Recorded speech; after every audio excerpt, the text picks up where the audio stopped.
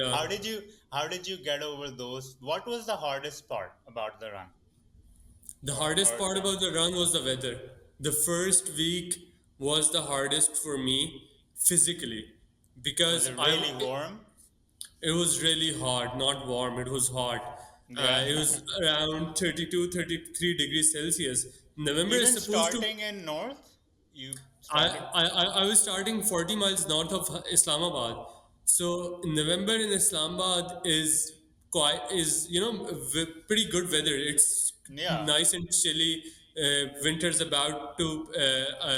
come. approaching. Yeah. Yeah, but it was 32 degrees, 33 degrees Celsius throughout my first week until I reached Lahore. And in Lahore, the weather, I think the temperatures dropped because of smog. The smog took out the sun, but it was unbreathable. I was feeling, it felt like I was smoking plastic or I was Yeah. breathing plastic. It was that bad. So, weather was the hardest part for me.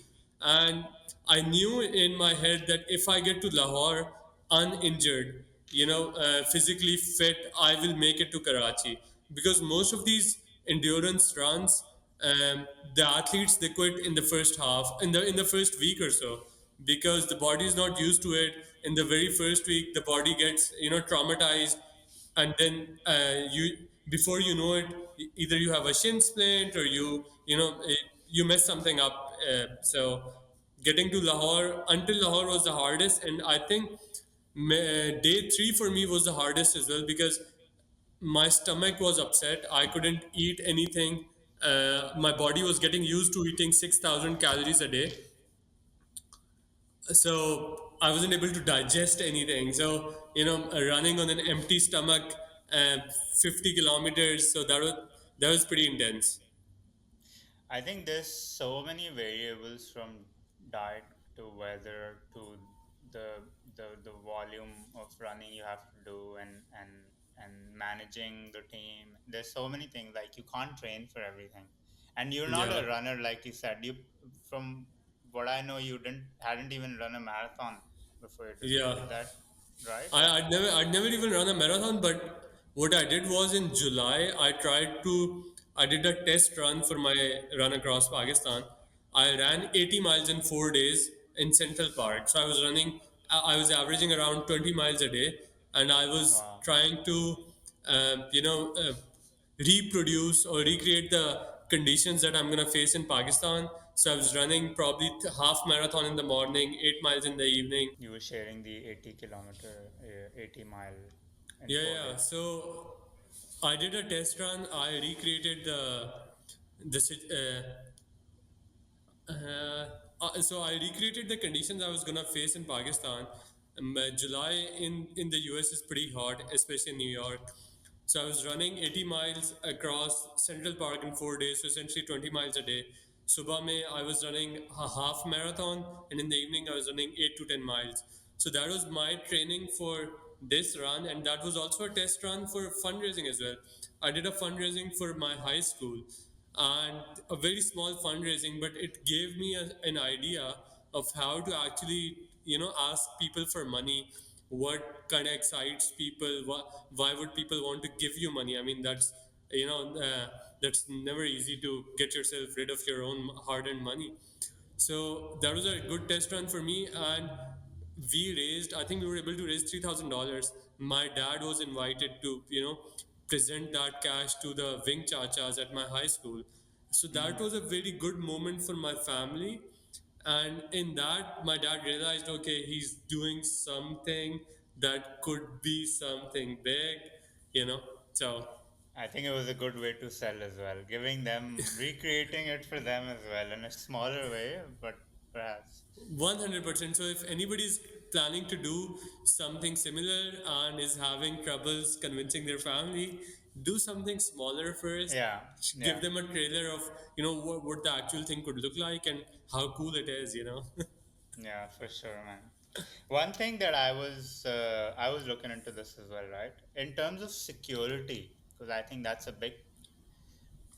There is some Pakistan's beautiful and this so scenic. There is some parts though where it's not as safe. People do the things happen, right? People do attack, you can get mugged, you can, it's not Yeah. safe. So how did you overcome that in your So mind and in your environment as well, physically? How, what did you do to overcome that? in my mind, dude, like I told myself anything can happen to anyone anywhere in the world. So if I think about security or something external that could happen to me, I would never step outside of my home. So you see crime happening with people, victims of criminal activity in New York subways. Maybe there's something happening all the time. Yeah, yeah. So something could happen to you anywhere in the world. So that was my thought process, but I had to be diligent. There are some parts in the country where you need some help, and what we did was we wrote letters to all the security forces or all the relevant government departments. We told them that, okay, this is something that we're going to do. We are raising awareness about education, and this is how you can help.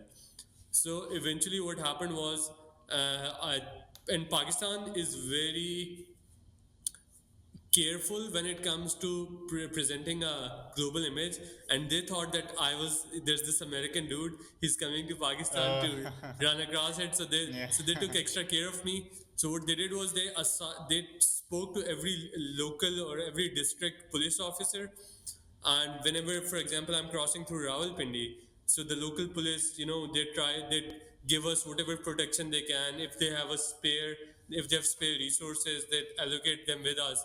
And as soon as we cross into the next district, if the local The police handover. of yeah, they hand us over to them.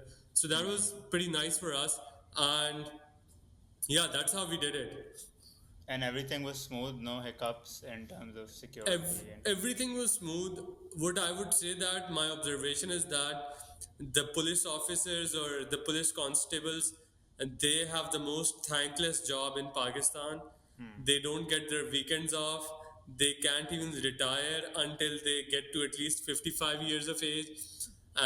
They are underslept. They work like 12 to 14 hours a day, and maybe they're more. never appreciated. I've never see.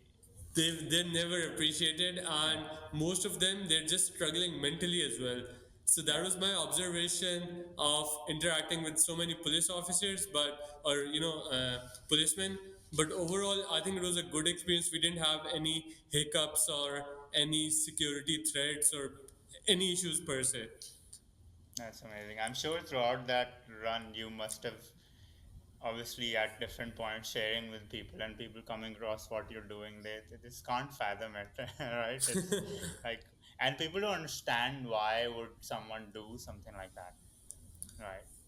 Yeah, but people also appreciated it a lot. To be honest, like for Yeah. example, I was running through this uh, uh, Ahmed Bher or Ali Bher, right before between Hyderabad and Karachi. There's this small village, Ali Bher, and as we were running through Ali Bher, there were these village elders.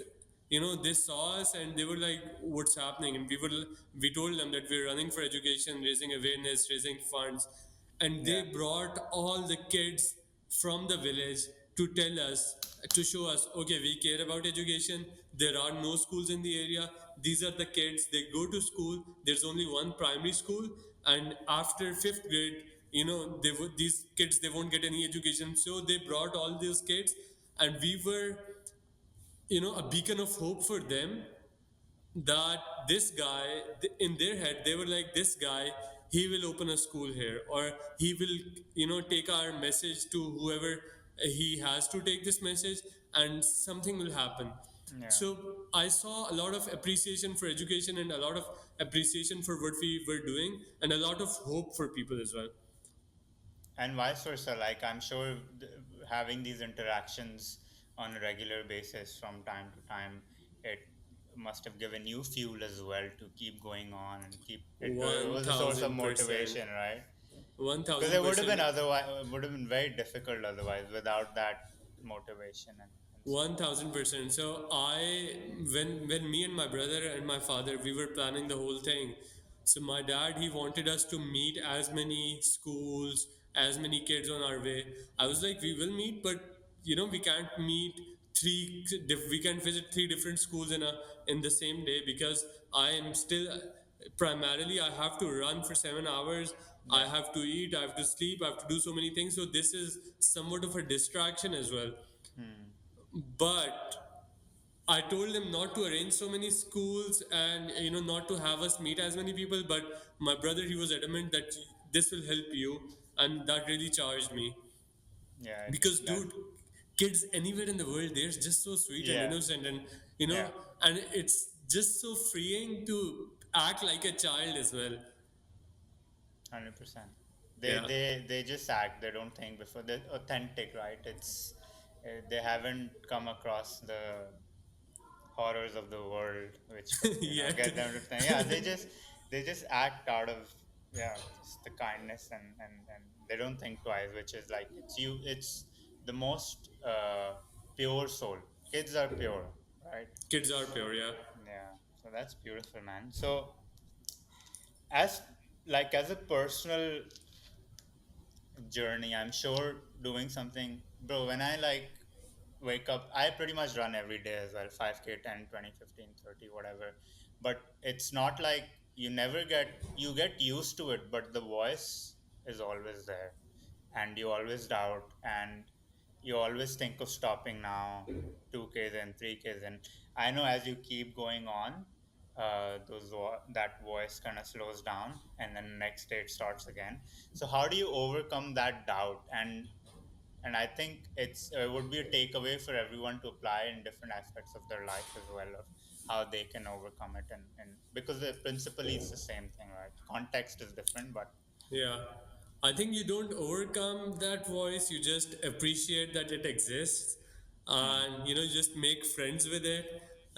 And then you tell it, sometimes you fight it, sometimes you that kind of hearing that voice of telling you in your head that, oh, today's hard, why, don't finish your run today. Or for example, I had to do 50K on a day, and at mile 20, I'm like, dude, this is it.